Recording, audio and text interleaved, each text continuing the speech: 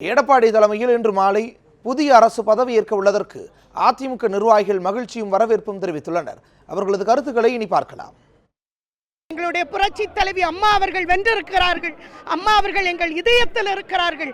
இந்த கழகம், இந்த ஆட்சி அம்மாவின் அந்த சாதனைகளையும் அம்மாவுடைய திட்டங்களையும் எண்ணங்களையும் செயல்படுத்துவதற்கு புரட்சி தலைவி அம்மா அவர்களுடைய அந்த நினைவை, அம்மாவுடைய அந்த கௌரவத்தை பேணி பாதுகாக்க எங்களுடைய மாண்புமிகு சின்னம்மா அவர்களுடைய இந்த நடவடிக்கை மிகவும் துணிச்சலானது. தைரியத்தோடு நின்று போராடி இன்று வெற்றி கண்டிருக்கிறார்கள். புரட்சி தலைவி அம்மா அவர்களுடைய ஆட்சி தொடர்ந்து தமிழகத்தில் நிலை பெற்று ஓங்கி நிற்கும் என்பதில் எந்தவித ஐயமும் இல்லை.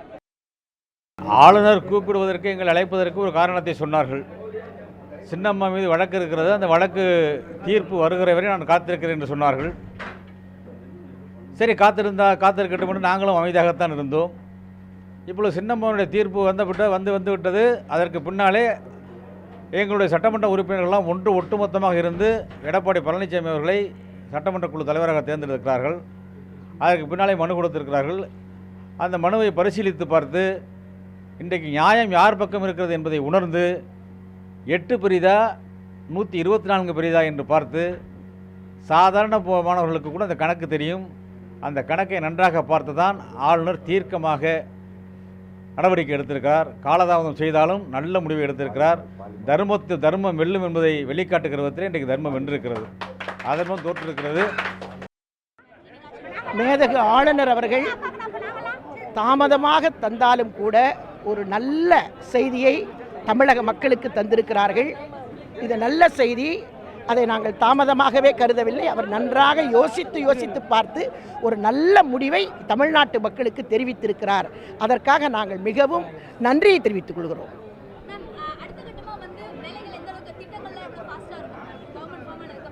அது எங்களுடைய கழகத்தினுடைய பொதுச் செயலாளர் மதிப்புமிகு சின்னம்மா அவர்களின் அறிவுரையின் பேரில் யார் முதலமைச்சராக பொறுப்பேற்க இருக்கின்ற எங்களின் மரியாதைக்குரிய அண்ணன் எடப்பாடி பழனிசாமி அவர்கள் தமிழக மக்களுக்கு மாண்புமிகு புரட்சி தலைவி அம்மா அவர்கள் எந்த அளவுக்கு ஏழை எளிய மக்களின் இதயத்தில் இடம் பிடிக்கிற அளவுக்கு சாதனைகளை செய்தாரோ அதே அளவு சாதனைகளை மக்களுக்கு செய்து இந்த ஆட்சி தொடர்ந்து நீடித்து நடப்பதற்கு நிச்சயமாக புரட்சி தலைவி அம்மா அவர்களின் ஆட்சி சின்னம்மா அவர்களின் அறிவுரையின் பேரிலே நடைபெறும் என்பதை தெரிவித்துக் கொள்கிறேன்.